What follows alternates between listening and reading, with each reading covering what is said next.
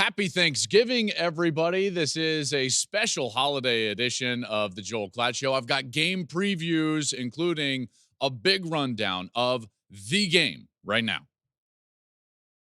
College football has never been better. Interest has never been higher. Believe that we are at the dawn of the golden age of college football. It was an epic day of college football. It was one of those days where you fall in love with the sport all over again.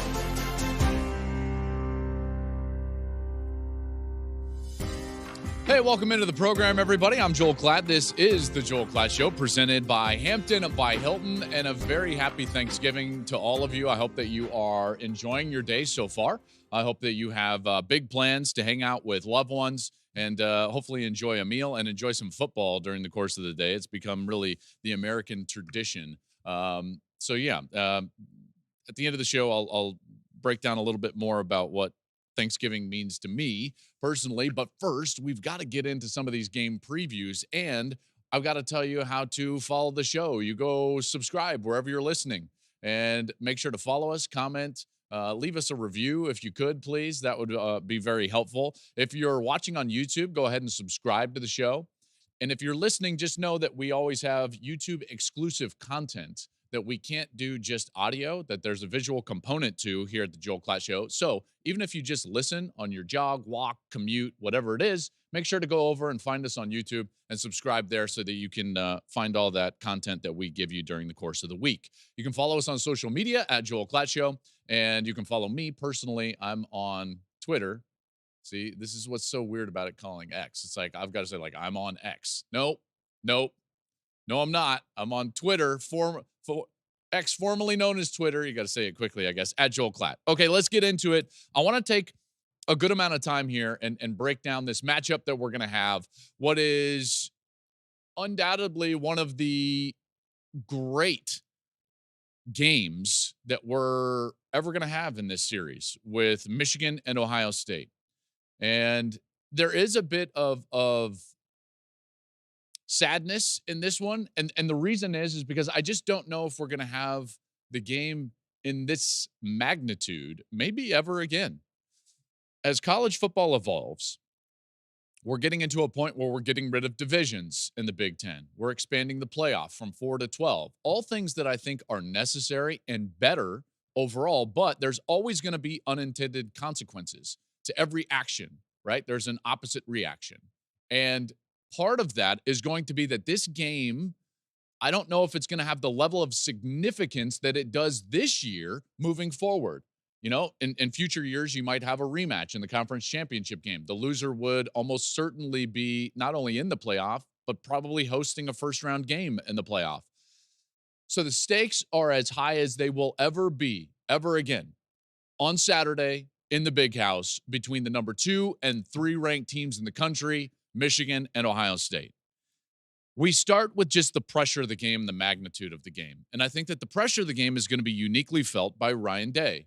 Now, I've gotten to know Ryan very well. I think Ryan's one of the best coaches in America. He's one of the guys that I would love my sons to play for. He is just a good man. He has an excellent staff. He recruits at a high level. And he's under an immense amount of pressure. Why? Because this fan base requires you to beat Michigan. You know, he's done just about everything. Now, he hasn't won a national championship, but he's won playoff games. He's won the Big Ten championship. And yet, these last 2 games and losses against Michigan have put him in a situation where his fan base is looking squarely at him and saying, you have to win this game. And now with the circumstances surrounding this game, he's going to be looking across the field, not at Jim Harbaugh, who's one of the most successful coaches across any level of football in the last 2 decades, but he's going to be looking at Sharon Moore, who's going to be the acting coach for Michigan and doing it for the 4th time in his life. Okay, so that ratchets up all the pressure on Ryan Day. Now, I'm not saying that it's justified. I'm just saying that it's there. In fact, a lot of this pressure I don't believe is justified. I think that the fan base is crazy for trying to think about, well, Ryan doesn't do X, Y, or Z. I mean, are you kidding me? This guy is sensational. He is recruiting at a high level. There's no end in sight. He's going to continue to remain dominant as the Big Ten evolves into what could be arguably one of the best conferences in the country, if not the best conference in the country next year, he's going to be right at the top. Everyone's going to be having to gun for Ohio State. And yet, these last two ball games, 21 and 22, losing to Michigan, not okay. Not okay, at least for the fan base. And listen, to some extent, I understand that. And as Urban Meyer will tell you, it's not just a game. It's not just a week. It's just not just a month. It's not just a season. It's a way of life, for those people at Ohio State. And they desperately want to win this game. And Ryan is going to be under an immense amount of pressure in order to get that done. Now, on the field, these two defenses are really the two units that are the most impressive of any in the game. These two defenses are the top two scoring defenses in America coming into this ball game. They're the only two teams in the country that are allowing less than 10 points. I think it's fair to say that we might have a fairly low scoring game. I don't see the explosion of points happening in this game that we saw in 21 or that we saw last year in 2022. I think it's going to be lower scoring. I think that possessions will be at a premium because both of these defenses have a similar philosophy, not structure, not schematics, but philosophy. And that philosophy really banks on the fact that they are going to put the pressure on the offense to execute time and time again. Namely, better way of saying this, these are defenses that are just not going to give up the big play. And when you don't give up the big play, and neither of them have for the most part this season, you force the offense to have to execute 10, 12, 13 times in order to go score. That's hard to do, in particular under pressure, like the pressure of this game. And I think that both of these defenses will continue to play well and continue to do what they have done all year, which is not give up those big plays. I'm going to focus on Ohio State for a quick moment because last year it really was a defense that had shown a lot of promise during the course of the season, and there was some optimism about what was going on the defensive side, in particular after the previous year in which the defense just was not good enough on their trip to the national championship. Not good enough in particular in that game against Michigan, not stopping the run. So they came in there and they wanted at all costs to stop the run, to prove that they were physical enough to stop the run. In some ways, their desire to prove that led them into some defensive structures that were incredibly vulnerable to big plays. And that's why you saw all of those big touchdown plays from the Wolverines a year ago. You saw what I would categorize as cover zero, no safety back. There's no levels in the defense. You're just putting everyone at the line of scrimmage, and you're trying to force the action, all right? You're going all in, okay, before you see the flop. Get a little Texas Hold'em reference. And that hurt them. And several of those touchdowns were because of that aggressive defense. Because in that defense, one guy doesn't do his job. One guy misses the tackle. One guy is out of his gap, and it's gone. It's gone, and it's a huge play. So philosophically, this year, they were a little bit different. They didn't change their structure on defense, but what they did is they started to maintain their levels even while they wanted to be aggressive. So rather than cover zero blitz, which you saw more, now it's not that they won't do it, they just don't do it as often. And what you saw more of was cover one blitz. Well, what's different about that, Joel? Well, you got a safety back, and his angle and his ability to at least tackle the ball carrier means that you're not giving up 40-plus yard plays, and you're not giving up long touchdowns. So what do? You make them snap the ball again. You're putting the pressure back on the offense to execute. Now you've got to go execute again. Okay, so that's what Ohio State has done, and they've done a really good job of it. Well, Michigan does that as well. Michigan maintains their levels of defense. Very rarely do you see them go for something all out unless it's a situation that calls for that, and they'll generally have a safety back as well. Why? Because they don't want to give up an easy, cheap score to the opposition. Not when you're going to utilize the style of offense that Michigan uses, which is more of a ball control, limit the possessions. Well, if you're limiting possessions and you're giving up cheap touchdowns, that's not a good recipe for success. Okay, so that's what both of these defenses do, and there's a lot of talented players on these defenses. Both defensive lines are very good. I would give the edge to Michigan on the interior at defensive tackle. I would give the edge to Ohio State on the edge of the defensive line at defensive end with JT Tuimoloau and Jack Sawyer, who played really well a week ago.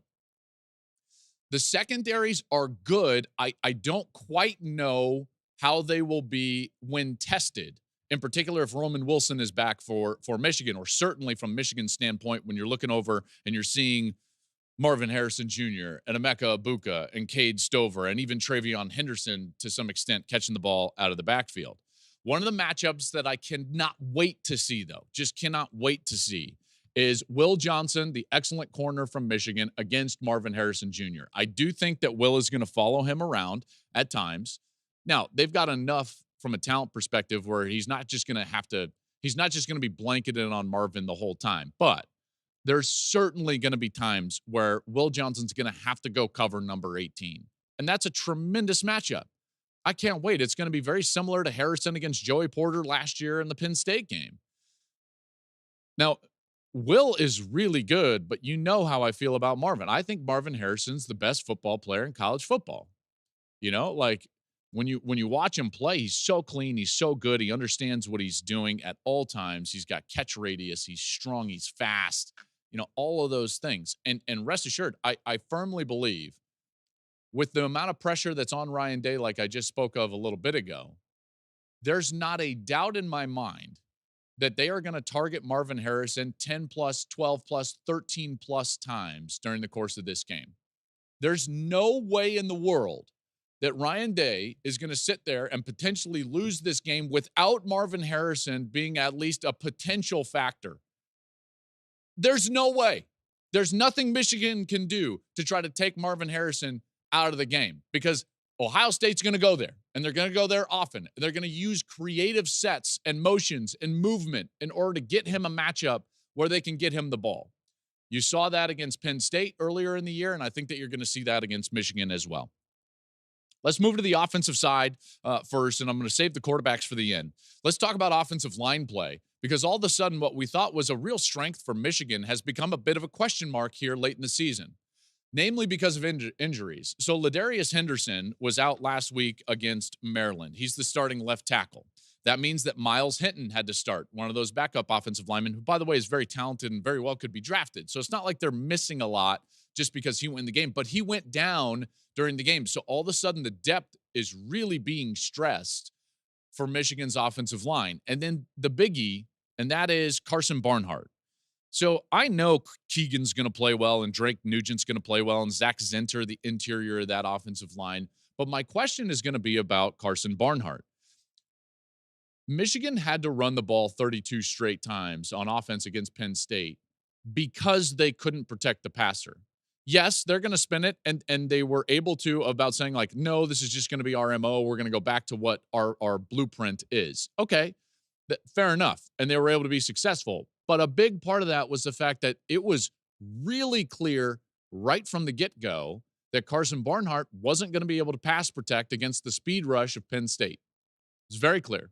Now, Barnhart started again against Maryland at the right side. Maryland, you know, they weren't really taking advantage of him like Penn State was. But then when Miles Hinton got hurt, Barnhart had to move to the left tackle spot. And when he went to left tackle, he got beat again very quickly by speed rush. If I'm Ohio State, I'm looking at that and I'm going to test Carson Barnhart right away, because Michigan has shown that they understand this and that you can take them out of a big portion of their game plan, namely the drop back passing game, right away by just showing that you can beat their tackles on the speed rush. Penn State did it, but then the problem was that they couldn't defend the run after that. Okay, on the flip side, Ohio State's offensive line. Ohio State's offensive line has gotten better and better and better. I was critical of this unit earlier in the season. I thought that they did a poor job of getting up to the second level. But as Ryan Day generally does, he figures it out and he unlocks the code and he finds the puzzle. And he's done that with two things. One, a little bit of a change in schematics back to what they were doing in really 2020 with Trey Sermon. And then also a healthy, revitalized, and energetic Travion Henderson. That's totally changed the offense for Ohio State and has totally changed, to be fair, the quality of the way that the offensive line is playing. Travion Henderson is playing as well as anybody in America. He is explosive. When you can get him to the second level, he makes people miss. All right. And so that's the charge for the offensive line of Ohio State. Get Henderson to the second and third level. And they've been doing that really well over the course of the last few games. He has been dominant, speaking of Henderson, and he's going to need to be dominant again against Michigan. Michigan can be run against, even though it doesn't feel like they can, if you're in the right sets and formations and personnel groups. One of the things you have to do against Michigan is that you've got to get into their nickel defense, which means they've got 2 defensive linemen on the field, not 3, and then run at the interior of that defensive line. It's hard, and I'm not saying it's not, because those guys are incredibly tough and stout in there in the run wall of the defensive front. But Ohio State will be in a 3-receiver set, 11 personnel, getting nickel on the field, and then Henderson and that offensive line have got to be able to run the football. That's a big key in this game. Okay, now let's go to the quarterbacks. Quarterbacks are huge in this one. We all know that. J.J. McCarthy and Kyle McCord. Now, J.J. has played incredible football for the bulk of the season. Didn't play great last week. And to be fair, I would say the 3 games where he struggled the most were the 3 games that Sharon Moore was the acting head coach. Bowling Green, 3 picks. Penn State probably wasn't his fault, but they had totally abandoned the pass game. And then last week against Maryland, threw another pick. He's thrown 4 picks on the season. All 4 came in the 3 games where Sharon Moore was the acting head coach. I don't know. Maybe that's just a coincidence. Okay, it might be. And maybe it's not. I don't know. And I don't see anything on the film that would suggest like, they're not making the adjustment. Sharon is not in a position to make an adjustment. I would just say that that's something to watch out for. He didn't look healthy against Maryland. He got rolled up on at one point in the Penn State game and started to limp. I noticed it then. I noticed it again against Maryland in the pregame. And then he didn't run around a lot. And that's a guy, in particular with the way the pass rush was getting beat, that needed to use his legs and will need to use his legs against Michigan. He's going to need to run for 3 or 4 first downs in order to keep the chains moving and potentially go and score touchdowns. So that's J.J. McCarthy. Can he do it? Yes. Has he played really well for the majority of the season? Yes. In fact, when I talk with defensive coordinators around the Big Ten, they all say this guy's special, he's elite, and his level of play this season has gone to the stratosphere. Did it come back a little bit against Maryland? Yes. Should I be that worried about it? I don't know. I don't know. I would expect him to revert back to what he has been during the course of the year. Then there's Kyle McCord. Now, Kyle McCord, he's been up and down. Like and at times they have to play around him and nurse him through the game. I saw it live against Penn State. I saw it live against Maryland. And then there are other times when he's the catalyst and it's a quarterback-centered offense that has to go move the ball, namely on the road in a top 10 matchup at the time against Notre Dame. That was a hostile environment. That's going to pay huge dividends for him as he can pull on that experience in this game on the road in Ann Arbor. Kyle McCord is an incredibly talented player, and he's got great players around him. And the difference for him is that all he really has to do is go be a game manager. All right? And I know that there's bad connotations, and is he going to have to make plays here and there? Yes, of course. But guess what? That's what being a game manager is. When the play is there to be made, you make it. When the big throw is there to be made, you make it. You know, and those are the things that he's going to have to do because he has Henderson in the backfield. He's got Stover at tight end. He's got the best wide receiver in the country in Marvin Harrison on the outside and Ibuka getting healthier and healthier. He doesn't have to be great. He just has to be good, reasonable. Don't turn the ball over. When it's there, make the play. And to be fair, in the last few games, when you watch the film, he's making great throws. He's playing at a high level. There's no doubt. I think the biggest question for me is just how they handle the red zone. That's something that they've struggled with as an offense, red zone offense, scoring touchdowns and not field goals. That's something that's going to have to improve during the course of this game. Last thing is on this game is that 2 teams that on paper look like they're coming into this game maybe heading in 2 different trajectories. Okay, it looks like Ohio State playing their best football. It looks like Michigan starting to struggle a little bit in the last couple. But if you actually look at the teams that they struggled against and you look at the teams that they played well against, it's actually the same teams. It just happened at different parts of the year.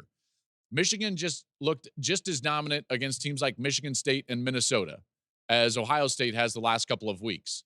Ohio State struggled almost identically with Penn State and Maryland, just like Michigan did. Okay, so you can say that the timing, that the trajectories are different, but when you look at the schedule makeup, the only thing that's different about the way that they've played against very similar schedules and similar opponents within the Big Ten is timing.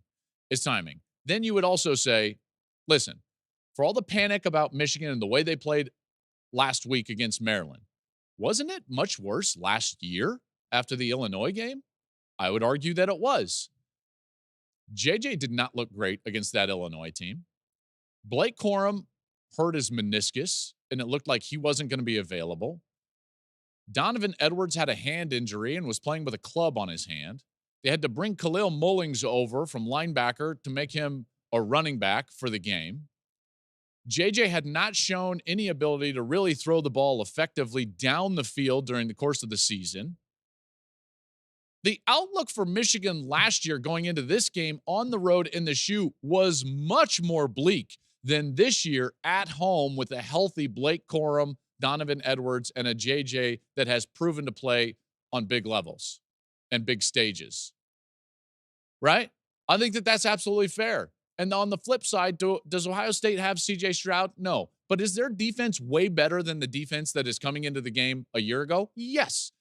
Is Henderson a different player and a more healthy player and a more explosive player than what he was before the game last year? Yes.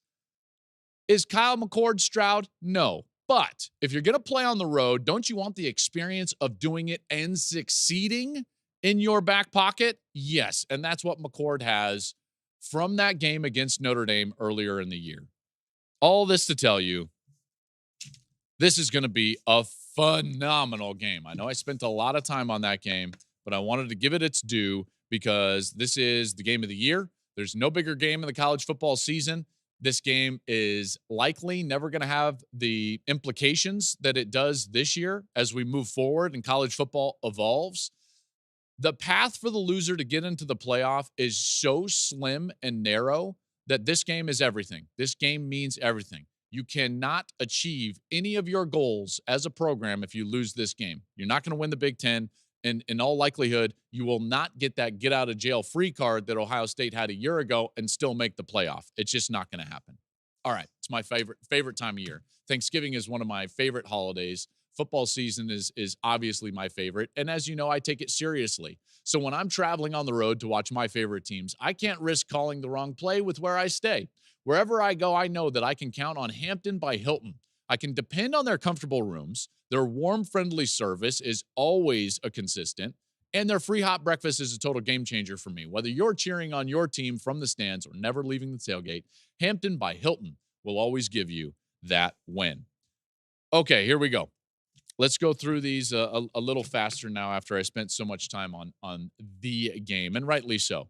Oregon State, Oregon. Now, Oregon's favored by 13.5. Oregon State came back, remember, last year because of some of those decisions on fourth down. Dan Lanning was super aggressive on the road in Corvallis. They had a 14-point lead in the fourth quarter, and Oregon State came back and won that game and knocked the Ducks out of the Pac-12 championship game. Oregon comes into this matchup with the number 2 scoring offense in the country. Bo Nix, right now, as far as betting favorites go, is the betting favorite to win the Heisman Trophy. Can't argue with that, the way that he's playing. I know Penix is going to have his shot, and if he remains undefeated, I would still bet that he would win if he's able to remain undefeated. But Nix and Oregon, they're going to be awfully tough to beat. Awfully tough to beat. I think it's a worse matchup for Oregon State, actually, than last week's matchup against Washington. See, against Washington, you can limit possessions. You can run the football. They had the rain. They were at home. Like, the Beavers had a better chance to beat Washington than I think they're going to have to beat Oregon.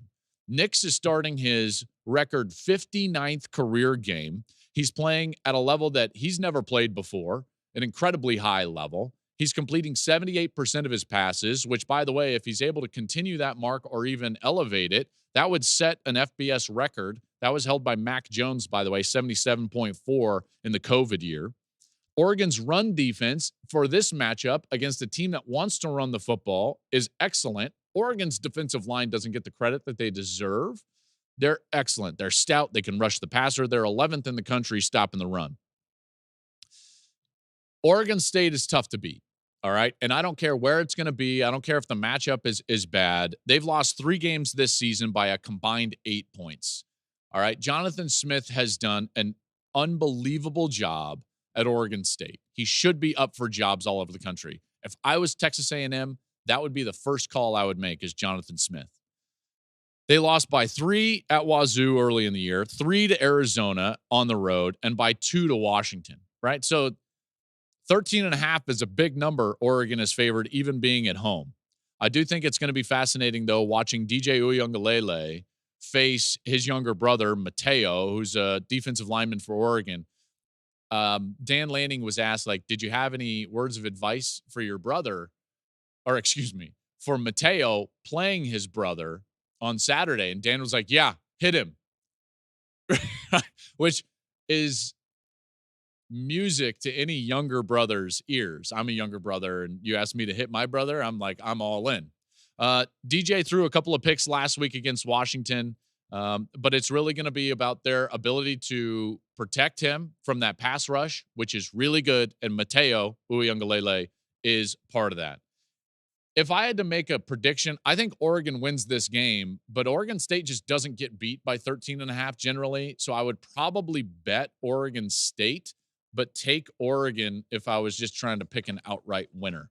Texas Tech at Texas. Texas is a 12.5 point favorite. They're at home on Friday night, by the way. This is going to be played under the lights. Tech, remember, won this matchup a year ago. That was in overtime. That was the week after, I believe, that loss to Alabama when Ewers had gotten hurt and Hudson Card went in there and played as the backup quarterback. They lost in Lubbock.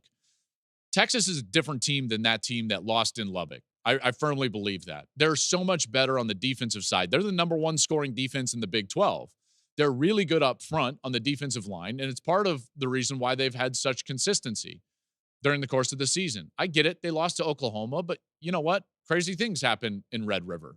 This is still a really good team that has gotten over what was always their issue previously, which was the fact that they would play down to the level of competition. Tech has won 3 straight, so they're playing better. All close games. They've won the last 3 by a combined 11 points, and so now they're 6-5, and they get bowl eligible. So good for them. Their running back and their game is centered, I would say, around that running game. Taj Brooks, 3rd in the country in rushing at 122 yards per game. But he's been going against that defense that I just mentioned. That defense is incredibly difficult to beat. They're incredibly difficult to run the ball against. Just ask Kansas State. Kansas State's one of the best rushing teams in the Big 12 and basically had to abandon running the football, and that became a passing game very quickly because of guys like T'Vondre Sweat, Byron Murphy up front. The defensive line for Texas is outstanding. Last thing would just be how healthy does Ewers continue to be? And then how well does C.J. Baxter fill in for Jonathan Brooks? Baxter had 117 yards last week on 20 carries in the win over Iowa State. He needs to continue to be really good because, again, that offense, Brooks did everything for them. Caught it well, blocked well, ran well inside and outside. So the young Baxter is going to have to be big in the absence of Jonathan Brooks. Let's move down to Florida, where Florida State goes on the road to face the Gators under the lights in the Swamp. Florida needs to win to become bowl eligible. Wrap your mind around that with an 8-game conference schedule. And you'll understand that Florida is not a very good football team. They have lost 4 in a row. They're missing their quarterback, Graham Mertz. Florida State has got to go win this game by a lot. They're favored by only 6.5. And I get it. They're without Jordan Travis. But again, this is going to matter a great deal how they play, how they look. Just as it mattered in 2014 for Ohio State when they lost J.T. Barrett late in the season and Cardell Jones had to go into the ball game. And then he went into that Big Ten championship game and they hammered Wisconsin. All right. FSU needs to hammer Florida. Florida is not a good football team. They play in an 8-game conference schedule and they're not bowl eligible yet. Come on. You know, Utah beat them by 13. It's not a thing. And I get it. Like, oh, Florida beat Tennessee. Exactly.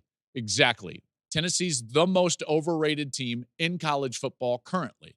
Okay. So this game is going to be about how does Florida State look without Jordan Travis? Tate Rodemaker, redshirt junior. He's only making his second career start. He did come off the bench last year and lead the Noles to a win over Louisville. In that game, Travis got hurt in the first half, but he's only thrown 8 passes this season before the injury a week ago. Got 3 quarters in, but that's against North Alabama.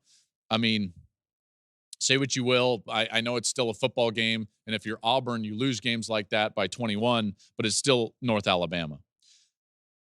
I would say, even though exactly, by the way, this is so similar to 2014 with that Ohio State team who eventually won the national championship.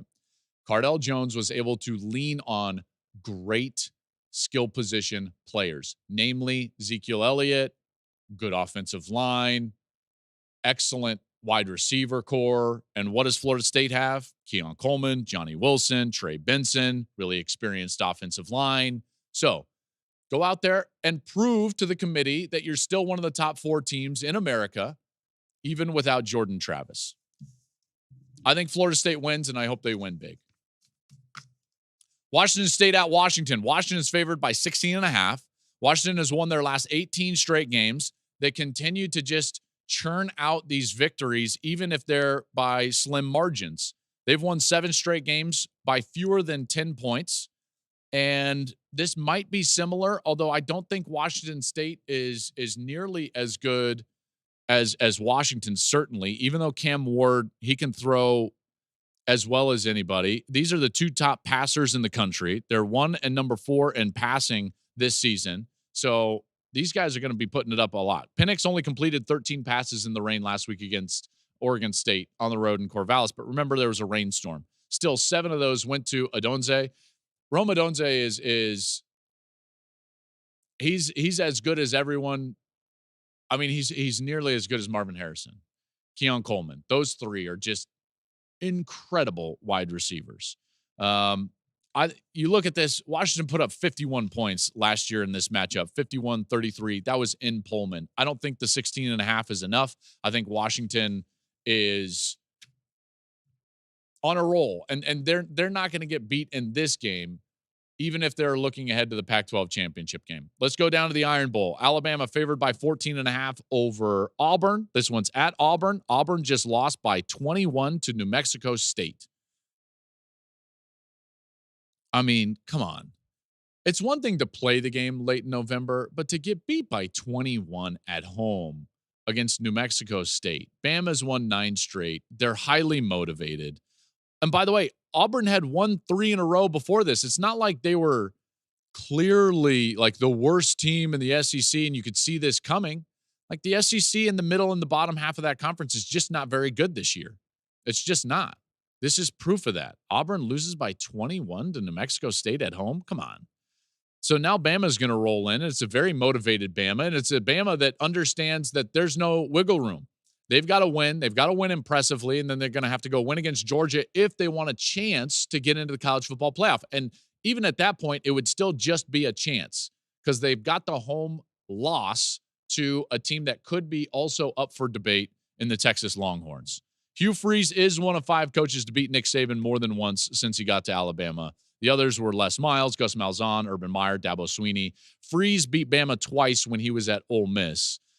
Jalen Milroe, though, he's playing at a different level. 13 total touchdowns over his last 3 games. He's been outstanding, and Bama's going to win this one. I think they're going to win this one big.